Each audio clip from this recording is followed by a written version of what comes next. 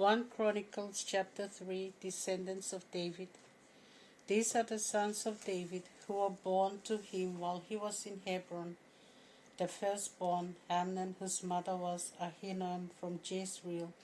Second, Daniel, whose mother was Abigail from Carmel. Third, Absalom, whose mother was Maacah, daughter of King Talmai of Geshur. Fourth, Adonijah, whose mother was Haggith. Fifth, Shephatiah, whose mother was Abital. Sixth, Ithream, whose mother was Eglah. All six were born to him in Hebron, where he ruled for 7 years and 6 months. He ruled as king for 33 years in Jerusalem. Many sons were born to him in Jerusalem. By his wife Bathsheba, daughter of Amiel, he had 4 sons, Shemaiah, Shobab, Nathan, and Solomon. Others were Ibhar, Elishama, Eliphelet, Noga, Nepheg, Japhiah, Elishama, Eliada, and Eliphelet. All these were sons of David, besides other sons by the concubines. Tamar was their sister. These are the descendants of King Solomon from father to son: Rehoboam, Abijah, Asa, Jehoshaphat, Joram, Ahaziah, Joash, Amaziah, Azariah, Jotham, Ahaz, Hezekiah, Manasseh, Amon, and Josiah. Josiah had 4 sons: Johanan the firstborn, Jehoiakim second, Zedekiah third, and Shallum fourth.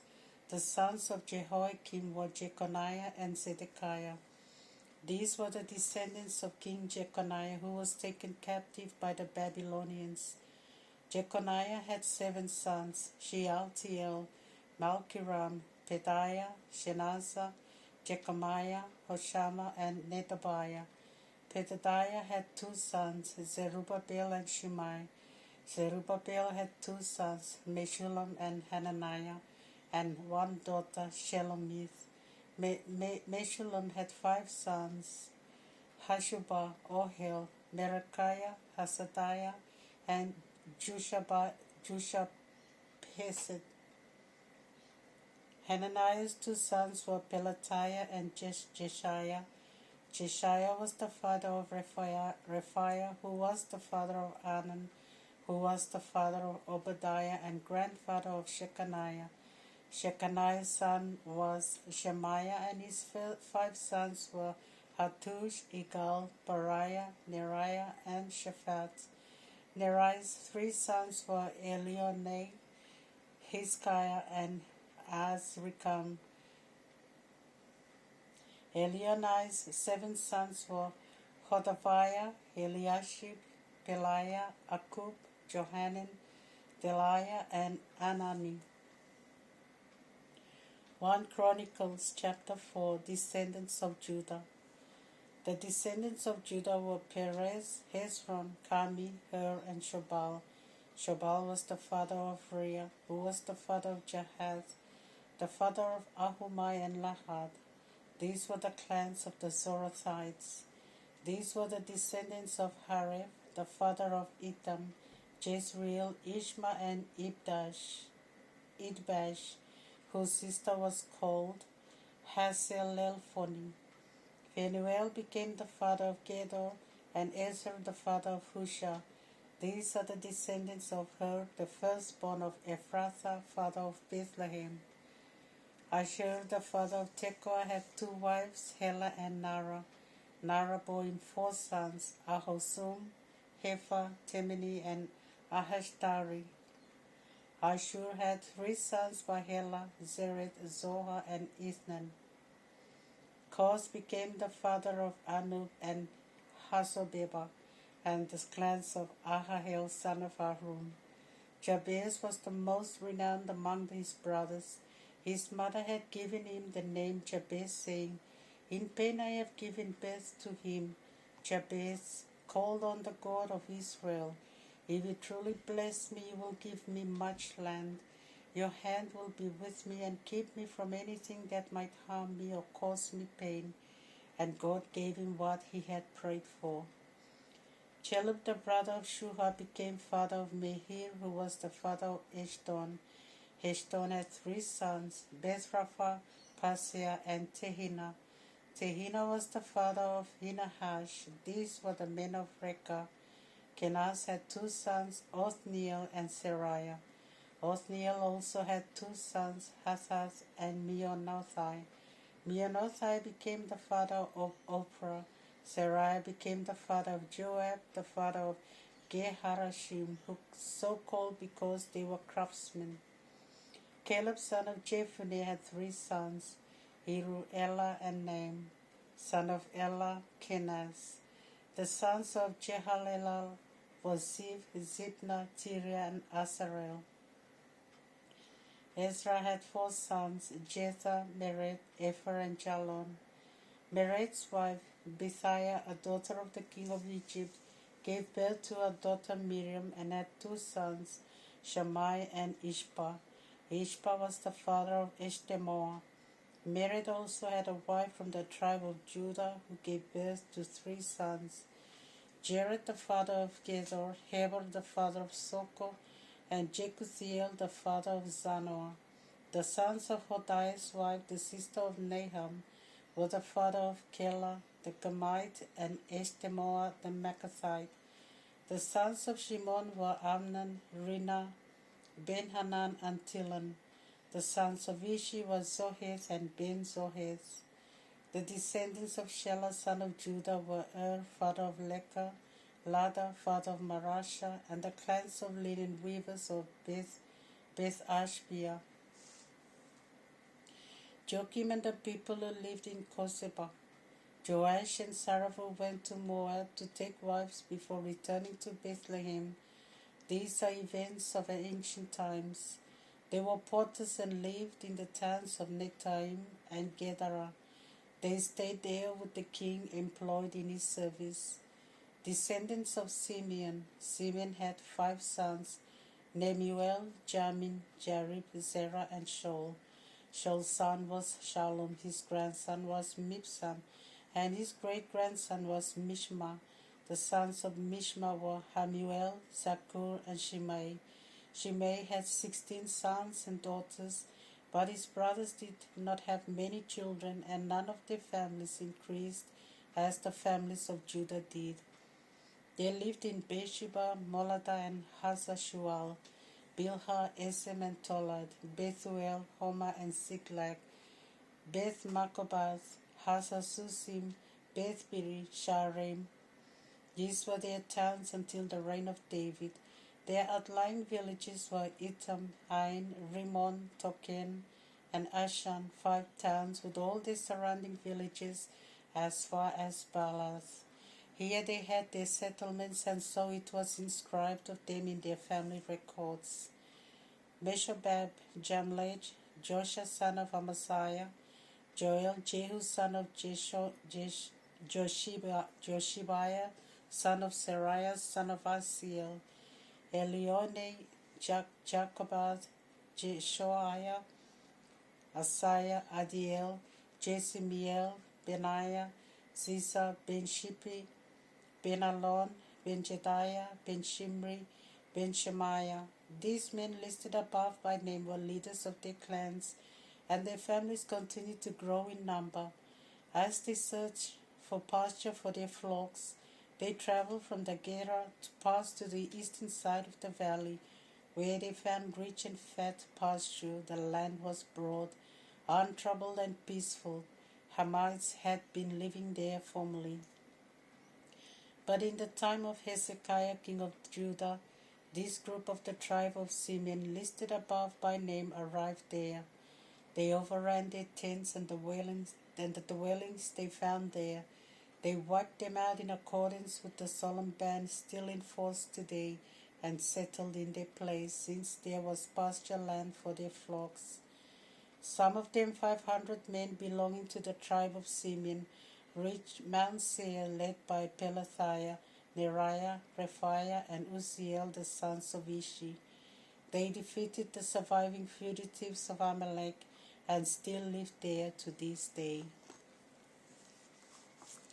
Job chapter 7. Every mortal's life on earth is just hard. His days are those of a hireling. Like a slave he longs for the shade of evening. Like a hireling he waits for his wages. Thus I am allotted months of futility and nights of grief and misery. In bed I say, when shall the day break? But the night continues and I toss restless till dawn. My body is full of worms and scabs. My skin festers with its boils and cracks. My days pass swifter than a weaver's shuttle, heading without hope to their end. My life is like wind, you well know it. Never will I see happiness again. The eyes that now see me will see me no longer. When you look for me, I shall have gone. As a cloud dissolves and vanishes, so he who goes to the grave never returns. He will never come back to his house or be seen by his household. I will not restrain my words. In the agony of my spirit I will speak out and complain with embittered soul. Am I the sea or a monster of the deep that you have to keep me under watch? When I say my bed will comfort me and my couch will soothe my pain, then you frighten me with dreams and terrify me with visions, so that I would prefer death by strangling rather than this body that suffers. See, I am wasting away, I will not live forever. Leave me alone, for my days are but a breath. What is man that you make so much of him, that you give him so much attention, that every morning you examine him, and each morning try him with affliction? Will you never take your eyes off me, and give me respite to swallow my spittle? Suppose I sinned, what has it done to you? O keeper of mankind, why choose me as your target? Have I become a burden to you? Why do you not pardon my sin and take away my guilt? For in dust I will soon lie down. When you search for me, I shall have gone. John chapter 20. The Lord is risen. Early in the morning on the first day after the Sabbath, while it was still dark, Mary of Magdala came to the tomb and saw that the stone over the tomb had been removed away. So he ran to Peter and the other disciples whom Jesus loved, and she said to him, "They have taken the Lord out of the tomb, and we do not know where they had laid him."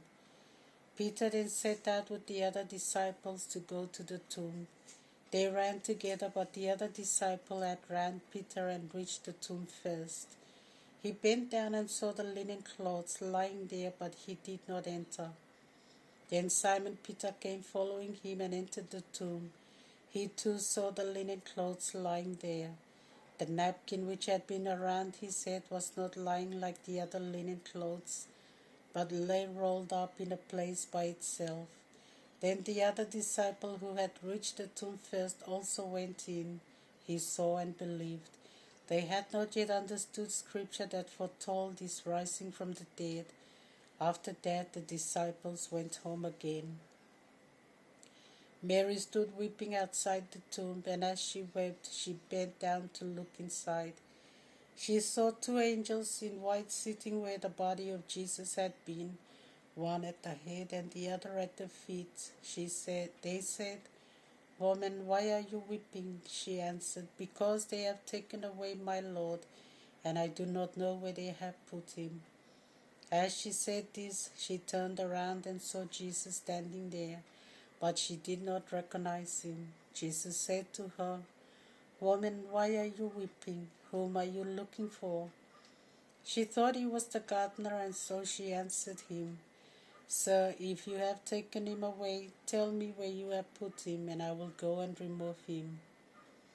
Jesus said to her, "Mary."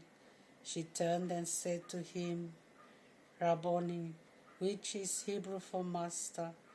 Jesus said to her, "Do not hold on to me, for I have not yet ascended to the Father, but go to my brothers and say to them, I am ascending to my Father and your Father, to my God and your God." So Mary of Magdala went and said to the disciples, "I have seen the Lord, and this is what he said to me." Jesus communicates the Spirit. On the evening of that day, the first day of the week, the doors were locked where the disciples were together because of their fear of the Jews. But Jesus came and stood among them. He said to them, "Peace be with you." When he had said this, he showed them his hands and his side. The disciples kept looking at the Lord and were full of joy. Again Jesus said to them, "Peace be with you. As the Father has sent me, so I am sending you." And with that he breathed on them and said to them, "Receive the Holy Spirit. If you forgive people's sins, they are forgiven. If you retain people's sins, they are retained." My Lord and my God. Thomas the twin, one of the 12, was not with them when Jesus came. The other disciples told him, "We have seen the Lord," but he replied, "Until I have seen in his hands the print of the nails, and put my finger in the mark of the nails, and my hand into his side, I will not believe." 8 days later, the disciples were in the house again, and Thomas was with them.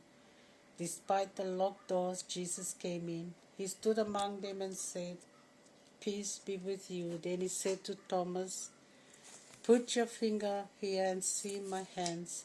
Stretch out your hand and put it into my side. Doubt no longer, but believe." Thomas then said, "My Lord and my God." Jesus replied, "You believe because you see me. Blessed are those who believe, although they have not seen. Conclusion. There were many other miraculous signs that Jesus did in the presence of his disciples, but they are not recorded in this book. These are recorded so that you may believe that Jesus is the Messiah, the Son of God, and that by believing you may have life in his name.